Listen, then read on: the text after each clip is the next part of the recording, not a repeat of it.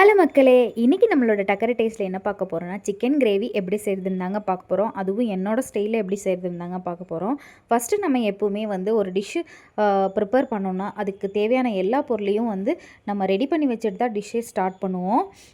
அது மாதிரி தாங்க இதுக்கும் நான் நிறைய எல்லாமே ரெடி பண்ணி வச்சுட்டு இப்போது ஸ்டவ் ஆன் பண்ணிக்கலாம். ஆன் பண்ணிவிட்டு இதில் ஒரு பேன் வச்சுக்கிறேன்.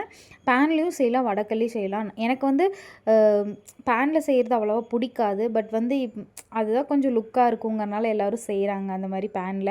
சரி நம்மளும் ஒருக்கா பேனில் செஞ்சு பார்ப்போமே அப்படின்னு சொல்லிட்டு தான் நான் இப்போ அந்த பேன் எடுத்திருக்கேன். எடுத்துகிட்டு அதில் ஆயில் விட்டுருக்கேன். சமையல் ஆயிலும் விட்டுக்கலாம், நல்லெண்ணையும் விட்டுக்கலாம். நல்லெண்ணெய் ஊற்றி சமைக்கிறது இதை விட ரொம்ப ஹெல்த்துக்கும் நல்லது. அண்ட் டேஸ்ட்டாகவும் ரொம்பவே டேஸ்ட்டாகவும் இருக்கும். எப்பவும் செய்கிறத விட ரொம்ப டேஸ்ட்டாக இருக்கும். இதில் கடுகு, கொஞ்சோண்டு சீரகம் ஆட் பண்ணிக்கிறேன் பொரிக்கிறதுக்கு. சீரகம் ஆப்ஷனல் தான். நான் எல்லாத்துக்குமே சீரகம் சேர்க்கறதுனால இதுக்கும் சீரகம் சேர்த்துக்கிறேன். சேர்த்துட்டு இதுக்கு ஸ்பெஷலி இது சின்ன வெங்காயம் தான் அதிகமாக உரித்து இதில் ஆட் பண்ணிக்கிட்டோன்னா ரொம்ப நல்லது. அதனால் நான் ஒரு 100 கிராம் அளவுக்கு சின்ன வெங்காயத்தை இந்த மாதிரி உரித்து அதை நீளமாக கட் பண்ணி எடுத்து அதையும் இது கூட ஆட் பண்ணி வறுத்துக்கிறேன். கொஞ்சோண்டு ஒரு கொத்து கருவேப்பிலை இது கூட ஆட் பண்ணிவிட்டு ஒரே ஒரு பச்சை மிளகா மட்டும் ஆட் பண்ணுறேன். ஏன்னா மசாலா எல்லாம் சேர்க்கறதுனால நான் ஒரு பச்சை மிளகா ஆட் பண்ணுறேன்.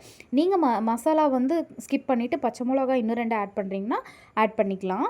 அப்புறம் இதுக்கு நான் இஞ்சி பூண்டு பேஸ்ட்டு அரைச்சி வச்சுருந்தேன். அதையும் இது கூட ஆட் பண்ணிக்கிட்டு இது எல்லாமே பச்சை வாசம் போகிற அளவுக்கு நல்லா வதக்கி விட்டுடுறேன். ஆயிலில் நல்லா வதக்கி விட்டுட்டு இது கூட 2 தக்காளியை நல்லா மிக்சியில் போட்டு அடித்து வச்சுருக்கேன். அதையும் இது கூட ஆட் பண்ணிக்கிறேன். ஆட் பண்ணிவிட்டு நல்லா அதுவும் வெங்காயத்து கூட எல்லாம் மிக்ஸ் ஆகி பச்சை வாசம் போகிற அளவுக்கு நல்லா கொதிச்சு வரணும். ஏன்னா தக்காளியோட பச்சை வாசம் இருந்தால் சிக்கன் போடும்போது டேஸ்ட்டே இருக்காது. ஒரு மாதிரி அந்த தக்காளி ஸ்மெல் வந்துகிட்டே இருக்கும், ரா ஸ்மெல் வந்துகிட்டே இருக்கும்.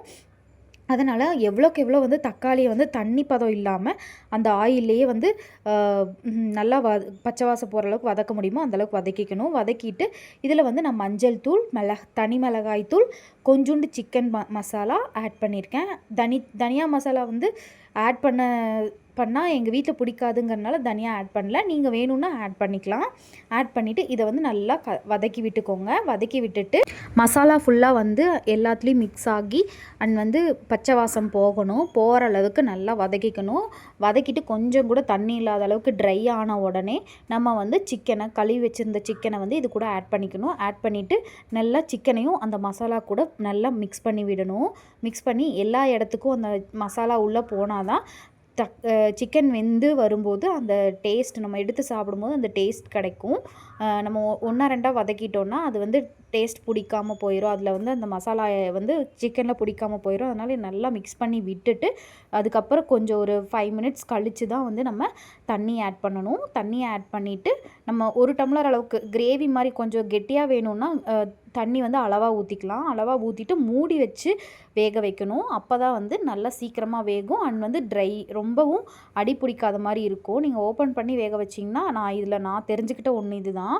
அப்புறம் இது கூட நம்ம உப்பு சேர்த்துட்டு நல்லா வதக்கி நல்லா கலந்து விட்டுட்டு இதை மூடி வச்சிடலாம். மூடி வச்சுட்டு ஓப்பன் பண்ணி பார்த்தீங்கன்னா நல்லா ஒரு கொதி வந்திருக்கும். அதில் மல்லி இலையை தூவி ஒரு கிளறினீங்கன்னா சர்வ் பண்ணிடலாம். சூப்பராக இருக்கும். ட்ரை பண்ணி பார்த்துட்டு எப்படி இருக்குன்னு மறக்காமல் கமெண்ட் செக்ஷனில் சொல்லுங்கள். நம்மளோட சேனலை மறக்காமல் சப்ஸ்கிரைப் பண்ணி வச்சுக்கோங்க.